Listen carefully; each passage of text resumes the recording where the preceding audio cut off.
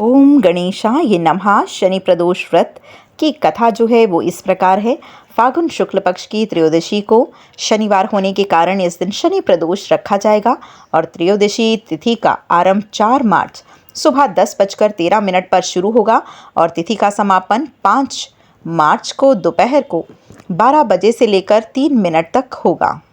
हवन करते समय ओम ह्रीं क्लीं नमः शिवाय स्वाहा का जाप अवश्य ही करें। शनि प्रदोष कथा। प्राचीन समय की बात है, एक नगर में सेठ धन दौलत और वैभव से संपन्न था।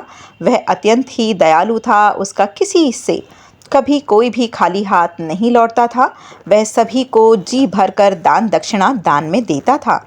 लेकिन दूसरों को सुखी देखने वाले सेठ और उनकी पत्नी स्वयं काफ़ी दुखी थे। दुख का कारण यह था कि उनकी संतान का ना होना, और एक दिन उन्होंने तीर्थ यात्रा पर जाने का निश्चय कर लिया और अपने कामकाज सेवकों को ही सौंपकर चल दिए। अभी वे नगर के बाहर ही निकले थे कि उन्होंने एक विशाल वृक्ष के नीचे समाधि लगाए हुए एक तेजस्वी साधु को दिखा। दोनों ने सोचा कि क्यों ना साधु महाराज से आशीर्वाद लेके ही आगे की यात्रा संपूर्ण की जाए। पति पत्नी दोनों ही समाधि लीन साधु के सामने हाथ जोड़कर बैठ गए और उनकी समाधि टूटने की प्रतीक्षा करने लगे। सुबह से शाम और फिर रात हो गई, लेकिन साधु की समाधि नहीं टूटी, मगर सेठ पति पत्नी धैर्यपूर्वक हाथ जोड़कर बैठे ही रहे। अगले दिन जब प्रातःकाल साधु समाधि से उठे तो सेठ और सेठानी को देखकर वे मंद मंद मुस्कुराने लगे और आशीर्वाद स्वरूप हाथ उठाकर बोले, मैं तुम्हारे अंतर मन की कथा को भांप चुका हूँ वत्स। मैं तुम्हारे धैर्य और भक्ति भाव से अत्यंत ही प्रसन्न हूँ।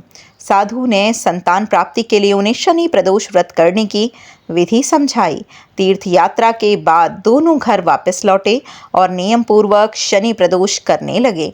कालांतर में सेठ की पत्नी ने एक सुंदर पुत्र को जन्म दिया। शनि प्रदोष व्रत के प्रभाव से उनके यहाँ छाया अंधकार लुप्त हो गया और दोनों ही आनंद पूर्वक रहने लगे। बोलो भोलेनाथ की जय।